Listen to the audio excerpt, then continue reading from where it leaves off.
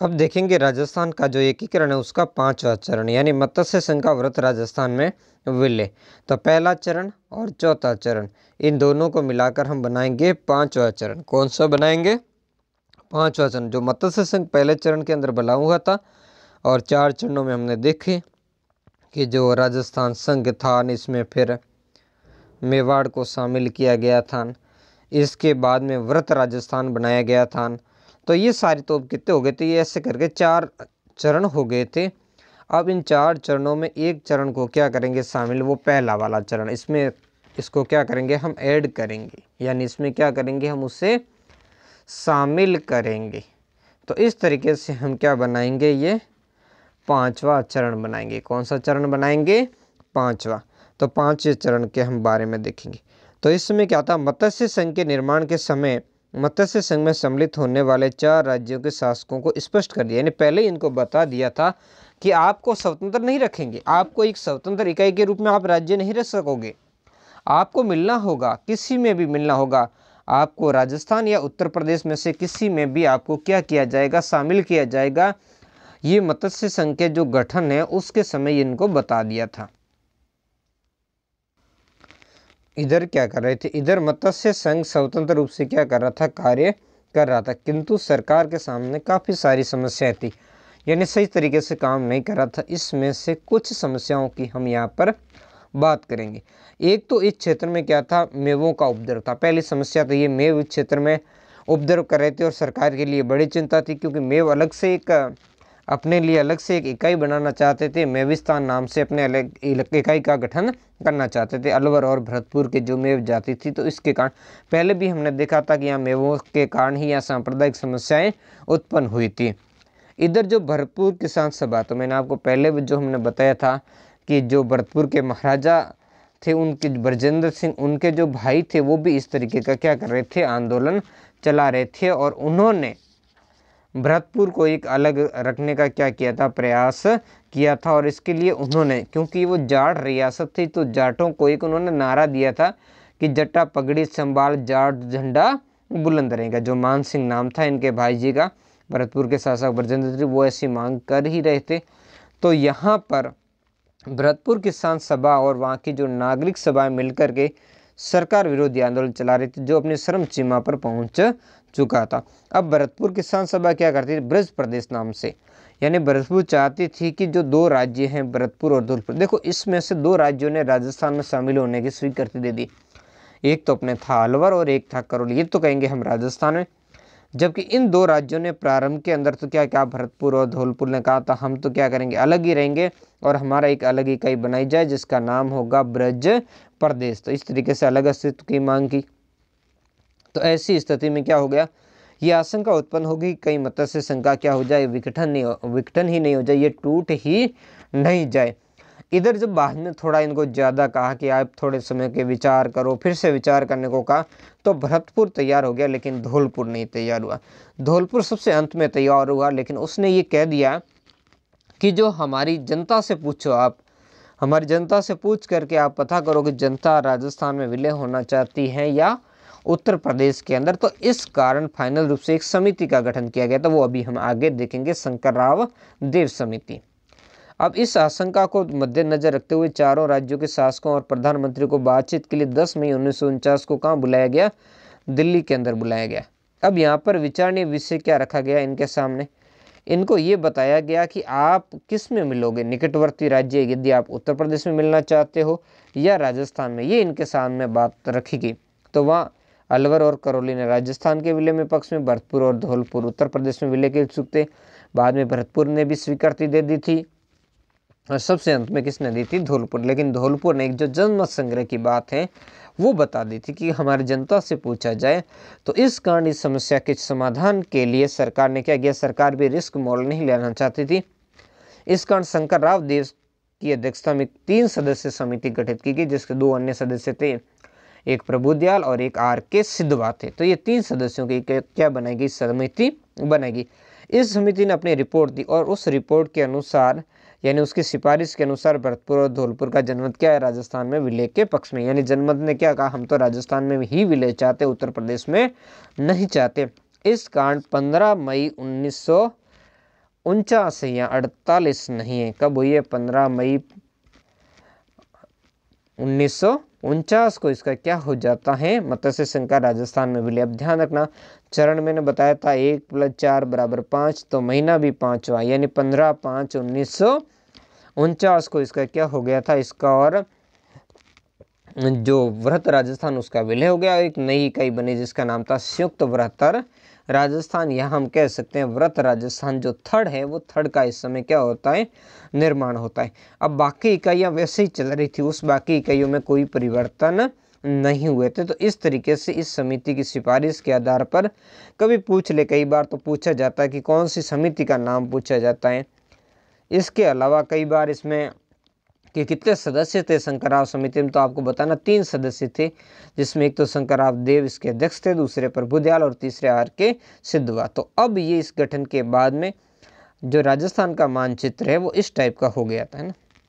अब ध्यान देना, एक तो अलग सिरोही रह गया है और एक कौन सा रह गया जो केंद्र शासित प्रदेश था अजमेर मेरवाड़ा, वो अलग रह गया। और बाकी जो राजस्थान का संपूर्ण क्या हो गया था? विलय हो गया था। 18 जो रियासत थी वो शामिल हो गई। 19वीं जो रियासत थी सिरोही, उसका अब तक राजस्थान के अंदर क्या हुआ था? विलय नहीं हो पाया था। अब देखते हैं आगे। पंडित हीरालाल शास्त्री राजस्थान के प्रधानमंत्री बने रहे और मत्स्य संघ के प्रधानमंत्री श्री शोभाराम कुंभावत को शास्त्री मंत्रिमंडल के अंदर शामिल कर लिया। यानी उस समय जो प्रधानमंत्री थे जो व्रत राजस्थान के, तो इसके अंदर कह दिया कि भाई अब प्रधानमंत्री तो वही रहेंगे और मत्स्य संघ के जो प्रधानमंत्री शोभाराम कुंभावत थे उनको रेवेन्यू मिनिस्टर बाद में बना दिया गया और इनके जो हीरालाल शास्त्री मंत्रिमंडल उसके अंदर शामिल कर दिए गए। अब बाकी जो ढांचा नहीं बदलेगा, वो राज प्रमुख वगैरह, राजधानी वगैरह वो वैसी ही बनी रहेगी। अब कोई समस्या, उसके बारे में कोई भी चेंजेस नहीं होंगे, जो पहले थे उसके जैसे ही क्या रहेंगे, इसमें बने रहेंगे। तो इस प्रकार मत्स्य संघ का भी क्या हो गया था? राजस्थान के अंदर विलय हो गया और राजस्थान का ये एक क्या हो गया था? अंग हो गया था। तो इस तरीके से जो राजस्थान का काफ़ी कुछ गठन पूर्ण हो चुका था। जो अगला हमारा प्रश्न है वो प्रश्न है सिरोही के प्रश्न का। किसका प्रश्न है? सिरोही को लेकर के हम बात करेंगे पहले तो, ठीक है। उसमें क्या था? देखो, सिरोही का विलय जो राजस्थान के गठन का हम देखेंगे छठा चरण था। इसमें गुजरात के नेता सिरोही स्थित माउंट आबू जैसे पर्यटक स्थल को गुजरात का अंग बनाना चाहते थे। यानी मुख्य पर्यटन केंद्र यहाँ का था माउंट आबू, इसके अलावा देलवाड़ा था। तो ये बड़े जो पर्यटन स्थल थे उसको क्या करना, यानी अच्छी अच्छी जो चीज़ें थी वो चीज़ें कहाँ पर उसको मिलाना चाहते थे?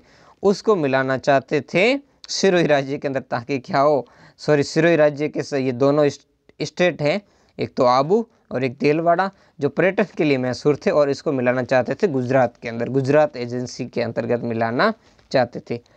तो इस तरीके से अब पूरा रियासती विभाग जिसके मुखिया सरदार वल्लभ भाई पटेल खुद थे, तो इसके बाकी जो लोग भी और भी वहाँ के थे, तो अब गुजरात एजेंसी के ही क्या था, ये बड़ा ही प्रभाव में था। इस कांड जो गुजरात एजेंसी ने जनता के विरोध के बावजूद भी क्या कर दिया था, रियासती विभाग ने क्या कर दिया था, जनता के विरोध के बावजूद भी नवंबर 1947 में सिरोही को भी गुजरात स्टेट एजेंसी के अंतर्गत कर दिया। यानी राजपूताना स्टेट एजेंसी से हटाकर किस में कर दिया था? गुजरात स्टेट एजेंसी के अंदर कर दिया था। अब बड़ी बात हुई, तो जो अब सिरोही की जनता विरोध कर दिया भाई कि ये कैसे कर दिया, हम राजस्थान के साथ रहना चाहते हैं और आप हमें ज़बरदस्ती कैसे गुजरात के साथ शामिल कर सकोगे। तो इस बात को लेकर के सिरोही की जनता ने क्या किया था, आंदोलन खड़ा कर दिया कि हम बम्बई में नहीं मिलेंगे, हम तो मिलेंगे संयुक्त राजस्थान में। किस में मिलेंगे? संयुक्त राजस्थान में। और कुछ दिनों बाद इस तरीके का फैसला भी हो गया और ये सारी बातें जब कंप्लीट हो गई थी तो उस स्थिति के अंदर अब विरोध प्रदर्शन जारी रहेगा। और इधर जो उदयपुर है वो भी संयुक्त राजस्थान के अंदर शामिल हो गया। तो सिरोही ने कह दिया जब उदयपुर शामिल हो गया तो हम भी क्या करेंगे, राजपूताना एजेंसी के अंदर भी क्या करेंगे, शामिल हो जाएंगे। तो इसको लेकर के 10 अप्रैल 1948 को हीरालाल शास्त्री जी ने सरदार पटेल को एक पत्र लिखा, यानी तार भेजा था, जिस तार में उन्होंने ये बात लिखी कि ये जानकर बड़ी प्रसन्नता हुई कि उदयपुर संयुक्त राजस्थान में शामिल हो रहा है। इससे सिरोही का भी राजस्थान में शामिल होना और भी अवश्यंभावी हो गया है। फिर उन्होंने लिखा कि हमारे लिए सिरोही का अर्थ है हमारे लिए सिरोही का अर्थ क्या है? गोकुल भाई, और बिना गोकुल भाई के हम राजस्थान को क्या करते हैं? चला नहीं सकते। लेकिन शास्त्री जी को उनके इस तार का क्या था? कोई उत्तर नहीं मिला, क्योंकि आप जानते हो कि सरदार वल्लभ भाई पटेल थे वो बड़े ही इस मामले में मंजे हुए नेता थे। तो उन्होंने फिर राजस्थान का क्या कर दिया? अब अंग भंग ही कर दिया। जब वो कहते थे इनको नहीं मिलाओगे सिरोही को, तो हम क्या कर देंगे? अंग भंग। क्योंकि शीरालाल शास्त्री ने जो मांग की थी कि हमें तो क्या चाहिए, सिर्फ गोकुल भाई भट्ट चाहिए, तो अब गोकुल भाई भट्ट इनको दे देंगे। ये जो राजस्थान का जो एकीकरण होता था 26/1 का, यानी 26 जो जनवरी 1949 के समय राजस्थान की ये तस्वीर है, ये इस टाइप से, जिसके अंदर इन्होंने सिरोही का क्या किया था? अंग भंग किया था। अब देखो, अब इस बीच लेकर सिरोही के अंदर क्या, सिरोही को लेकर के जनता के बीच में क्या हुई थी? उत्तेजना फैल गई। काफ़ी सारी जनता में उत्तेजना फैल चुकी थी, यानी जनता क्या हो चुकी थी? आक्रोशित हो चुकी थी। इधर क्या थे? 18 अप्रैल 1948 को संयुक्त राजस्थान का उद्घाटन करने कौन आए थे? जवाहरलाल नेहरू जी आए थे। तो उनके अवसर पर राजस्थान के कार्यकर्ताओं का एक शिष्टमंडल पंडित जो जवाहरलाल नेहरू है उनसे मिला, और उन्होंने सिरोही के संबंध में प्रदेश की जन भावनाओं से उन्हें अवगत करवाया कि भाई देखो, यहाँ की जनता राजस्थान में विलय होना चाहती है, लेकिन सरदार पटेल जी जो है वो मान नहीं रहे, और उन्होंने जो सिरोही का विलय किस में कर दिया है? सिरोही का विलय अपने कर दिया है गुजरात के अंदर। तो इस बात से जब अवगत करवाया, तो पंडित जो जवाहरलाल नेहरू है उन्होंने क्या की थी? इसके संबंध में सरदार पटेल के साथ में क्या की थी? वार्ता की थी। इस बात के कारण, क्योंकि शास्त्री जी के तार का उत्तर नहीं दिया, लेकिन पटेल ने बात की थी, इस बात के आधार पर मैंने कहा था ना, ये बड़े चतुराईपूर्ण व्यक्ति थे, इसी कारण तो भारत का एकीकरण कर पाए थे। तो इन्होंने क्या किया? चतुराई से सरदार वल्लभ भाई पटेल ने जनवरी 1949 को माउंट आबू सहित सिरोही का 304 वर्ग मील क्षेत्र के कितने गांव? 89 गांव तो गुजरात में, और शेष सिरोही राजस्थान में मिला दिया गया, है ना, जिसमें अपने जो गोकुल भाई भट्ट का जन्म स्थान हातल भी शामिल था। इन्होंने भाई मांग भी तो ये कही थी कि हमें क्या चाहिए? गोकुल भाई भट्ट चाहिए। गोकुल भाई भट्ट के बिना हम क्या करेंगे? राजस्थान नहीं चला सकते। तो सरदार पटेल ने कह दिया भाई लो, गोकुल भाई भट्ट का हातल गांव हमने आपको दे दिया, और बाकी जो चीर फाड़ करके सिरोही को क्या कर दिया? मुख्य स्थल थे वो केंद्र के अंदर जो अपने गुजरात एजेंसी है उसके अंदर क्या कर दिए? शामिल कर दिए थे। तो इस प्रकार सिरोही के मुख्य प्रमुख आकर्षण स्थल देलवाड़ा और माउंट आबू तो गुजरात में मिल गए, और गोकुल भाई भट्ट का जन्म स्थान हातल से सिरोही का शेष भाग राजस्थान को दे दिया। अब इस घटना से राजस्थान की जनता और विशेषकर सिरोही की जनता आक्रोशित थी। बाकी राजस्थान की भी जनता बड़ी आक्रोशित होगी, और उन्होंने तेज तीव्रता से इसका क्या किया? विरोध किया, और जिसका नेतृत्व गोकुल भाई भट्ट ने किया, जिसे हम राजस्थान के गांधी के नाम से भी जानते हैं। अब इस बड़े पैमाने पर क्या हुआ था? व्यापक एक आंदोलन खड़ा हो गया था इस राजस्थान क्षेत्र के अंदर, और ये आंदोलन तभी जाकर के समाप्त हुआ था जब भारत सरकार ने कहा था कि हम अपने निर्णय पर क्या करेंगे? पुनर्विचार करेंगे। तब जाकर के ये आंदोलन क्या हुआ था? समाप्त हुआ था। तो इस तरीके के राजस्थान के नेताओं ने पंडित नेहरू से इस समस्या का समाधान करने के लिए दबाव बढ़ाया। अब जब ज़्यादा दबाव बढ़ा तो भारत सरकार ने क्या किया? हम इस पर विचार करेंगे, और इस मामले को किसको सौंप देते हैं? राज्य जो पुनर्गठन आयोग है उसको क्या करेंगे? इस मामले को सौंप दिया था। अब देखो, राज्य पुनर्गठन आयोग क्या था? ये भी 3 सदस्यीय आयोग था, जिसके अध्यक्ष फजल अली थे। इसके अन्य सदस्य KM पनिकर और हृदयनाथ कुंजरू थे। KM पनिकर वही है जो बीकानेर से संविधान सभा के लिए गए थे, और वहाँ के जो दीवान भी रह चुके। तो इस तरीके से अनंत 1 नवंबर 1956 को जब राजस्थान का पुनर्गठन होता है, और पुनर्गठन में ही जो राज्य पुनर्गठन आयोग है उसकी सिफारिश के आधार पर संपूर्ण सिरोही, जिसमें माउंट आबू और देलवाड़ा का क्षेत्र भी शामिल होता है, वो गुजरात से निकाल करके वापस किस में शामिल किया जाता है? राजस्थान में शामिल कर दिया जाता है।